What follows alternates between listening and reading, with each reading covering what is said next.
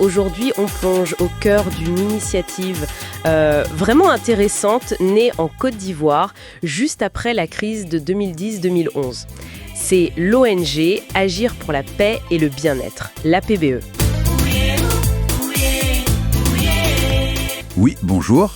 Une initiative qui s'est lancée dès 2012 ou 2013, je crois, justement pour répondre à ce besoin urgent de retisser les liens dans une société qui était vraiment divisée. Et on a pas mal de matière pour explorer ça, des vidéos, des témoignages. Exactement. On a des extraits vidéo très forts, des présentations, un clip audio aussi, et quelques documents internes de l'ONG elle-même. Ça nous donne une bonne vue d'ensemble. Ok. Alors l'objectif aujourd'hui, c'est de comprendre leur approche. Qu'est-ce qu'ils font de si particulier ? Et surtout, est-ce que ça marche ? Quel est l'impact réel sur le terrain ? C'est ça.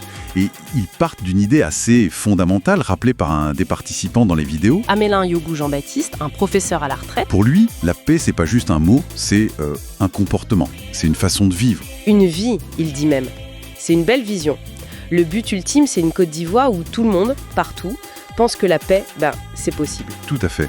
Et pour y arriver, leur outil principal, c'est ce qu'ils appellent les conversations qui comptent. Les conversations qui comptent, qu'est-ce que ça veut dire concrètement ? L'idée, c'est de réunir des gens très différents. Des membres des communautés locales, des jeunes, des cadres, des chefs traditionnels, des chefs religieux et même des militaires. Ah oui, un public très large. Et comment ça se passe, ces conversations ? Alors, il y a toute une méthode. Déjà, on s'assoit en cercle. Ça, c'est important. Ça vient de tradition africaine. Ça met tout le monde sur un pied d'égalité, tu vois. D'accord, le cercle pour l'égalité. Et après, il y a un objet symbolique, un bâton de parole qui circule. C'est simple. Seul celui ou celle qui tient le bâton a le droit de parler. Intéressant. Ça doit changer complètement la dynamique par rapport à un débat classique, non ? Ça oblige à écouter. Exactement. Ça force une écoute différente, plus active, plus respectueuse. On n'est pas là pour convaincre l'autre à tout prix, mais pour partager son vécu, ses ressentis. On mise sur l'intelligence collective qui peut naître de cette écoute, en fait. C'est tout à fait ça. L'APBE fait le pari que c'est en partageant les expériences personnelles, même les plus dures, qu'on peut ouvrir la porte au pardon, à la réconciliation. Et dans les sources, on voit des exemples de ça. Ah oui, il y a des moments très poignants. Je pense à ce témoignage d'une femme, une victime de la crise. Elle raconte l'horreur, une kalachnikov sur l'oreille, et comment, grâce à ces conversations, elle a pu cheminer vers le pardon. C'est puissant. Waouh. Et où est-ce qu'ils ont mené ces conversations ? On a des exemples de lieux ? Oui, ils ont été très actifs. À Yopougon, par exemple, un quartier d'Abidjan qui a beaucoup souffert, pour réconcilier les jeunes et le reste de la communauté. Ok, Yopougon, à Abobo aussi, un autre quartier sensible où ils ont dialogué avec le collectif des chefs centraux. Et puis il y a eu ce moment fort à Krinjabo, dans le royaume Sanui. Le roi lui-même leur a dit « C'est notre travail que vous êtes en train de faire ». Une vraie reconnaissance. Impressionnant. Ils ont touché différentes strates de la société, donc. Les communautés de base, les autorités traditionnelles. Oui, et aussi les cadres, à Bassam, qu'ils voyaient un peu comme un point de départ pour le renouveau, et même avec des étudiants de la FESI. La FESI, la Fédération étudiante, ah oui, c'est pas rien. Non, c'est un milieu où les questions de paix sont cruciales aussi. Et en plus de ces conversations, il y a un autre programme important chez eux, le PEP. Oui, le programme d'éducation à la paix.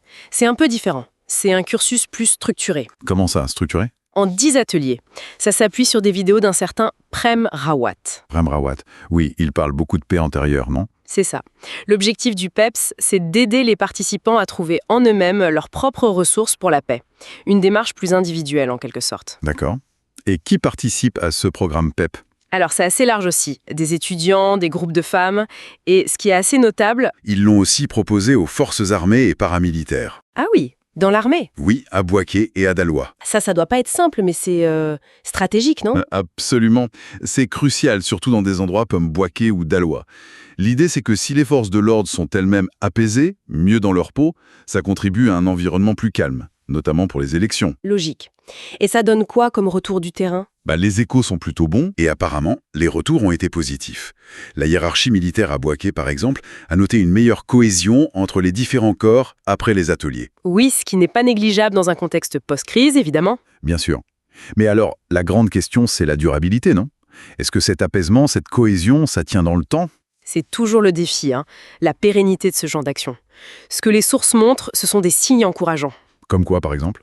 Un apaisement réel des tensions dans certaines zones, on l'a dit, mais aussi des engagements individuels, des gens qui décident de devenir eux-mêmes acteurs de paix, qui s'engagent sur le chemin du pardon.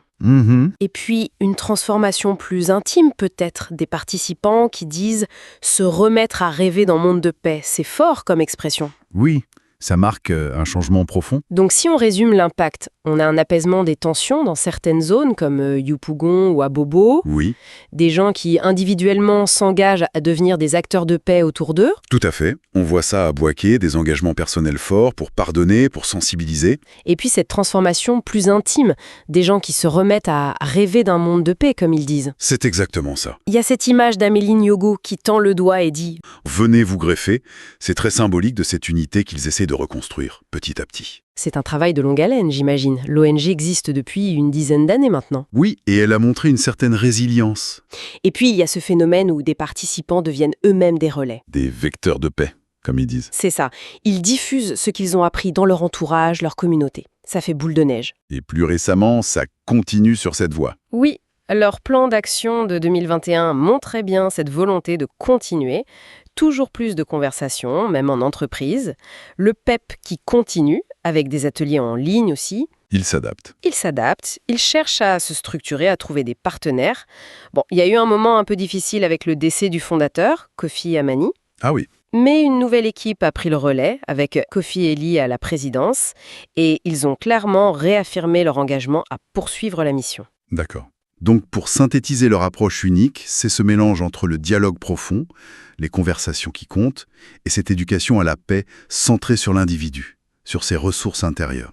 Et on voit bien à quel point ce genre d'initiative locale, ancrée dans le vécu des gens, est cruciale. Surtout dans des contextes post-conflit ou même en prévention, avant des élections par exemple. Absolument. Restaurer la confiance, ça prend du temps, et ça passe souvent par ce type d'action de proximité. Et ça nous amène peut-être à une dernière question, une réflexion pour conclure. Si cette approche de l'APBE, qui met tant l'accent sur le dialogue et sur la paix intérieure, fonctionne, est-ce que ça ne suggère pas que la source la plus profonde, la plus durable de la paix, se trouve peut-être moins dans les grandes structures, les accords politiques, et plus dans la transformation des cœurs, des mentalités?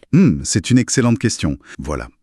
C'est une stratégie qui part de la base, qui cherche à reconstruire le tissu social, personne par personne, communauté par communauté. Et on voit bien à quel point ce genre d'initiative locale, ancrée dans le vécu des gens, est cruciale. Surtout dans des contextes post-conflit ou même en prévention, avant des élections par exemple. Absolument. Restaurer la confiance, ça prend du temps, et ça passe souvent par ce type d'action de proximité. Ce qui est vraiment marquant, je trouve, c'est cette approche très locale, très terrain, basée sur le dialogue, sur l'écoute, pour aller réparer la confiance là où ça a cassé. Au niveau des communautés. Exactement. C'est un travail de fond pour reconstruire le tissu social petit à petit. Et ça montre bien l'importance de ces initiatives locales, finalement.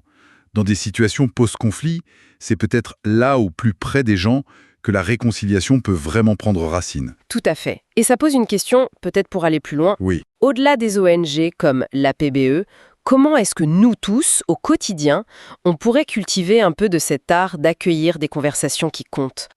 Bonne question. Dans nos familles, au boulot, avec nos voisins, comment est-ce qu'on pourrait intégrer cette écoute profonde, ce dialogue respectueux, pour prévenir les conflits à notre échelle et être chacun un petit artisan de paix ? Une réflexion importante, effectivement. Comment faire infuser ces principes dans la vie de tous les jours ?